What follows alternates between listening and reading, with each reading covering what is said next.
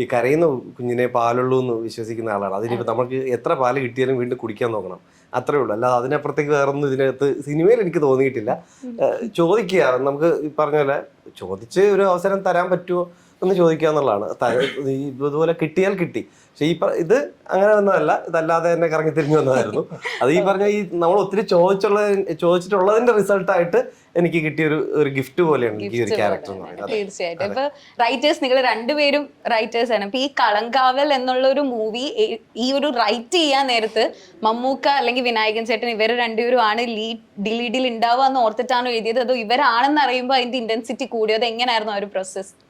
അല്ല, എഴുതി തുടങ്ങുന്ന സാഹചര്യത്തിൽ മമ്മൂക്ക അഫ്കോഴ്സ് ഉണ്ടായിരുന്നു. പക്ഷെ നമുക്ക് ചിന്തിക്കാൻ പറ്റുന്നതിന് മുകളിലാണ് മമ്മൂക്ക നിൽക്കുന്നത്.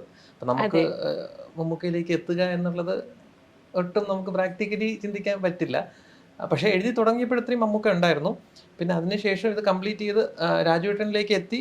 രാജുവേട്ടൻ ത്രൂ ആൻഡ്രു ചേട്ടൻ വഴി മമ്മൂക്കയിലെത്തുന്നു. പിന്നെ ബാക്കിയെല്ലാം വളരെ എന്താ പറയുക, ഈ ലോകം മൊത്തം ഗൂഢാലോചന ചെയ്യുന്നു എന്നൊക്കെ പറയില്ലേ സാഹിത്യത്തിൽ, അതുപോലെ നമുക്ക് നടന്നതാണ് ശരിക്കും. അത് ഇപ്പോഴും ആലോചിക്കുമ്പോൾ വല്ലാത്തൊരു യാത്രയാണത് കളങ്കാവൽ സംഭവിച്ചത്. മമ്മൂക്ക ഒരു ഘട്ടം കഴിഞ്ഞപ്പോൾ മമ്മൂക്കയിലോട്ട് എത്തിയാൽ അദ്ദേഹത്തിന് ഇഷ്ടപ്പെടാൻ സാധ്യതയുണ്ടെന്നൊക്കെ ഒരു കോൺഫിഡൻസ് തോന്നിയായിരുന്നു. ചില ക്യാരക്ടർ ട്രേറ്റ്സ് എടുത്ത് വന്നപ്പോഴത്തേനും അത് മമ്മൂക്ക ചെയ്താൽ നന്നായിരിക്കും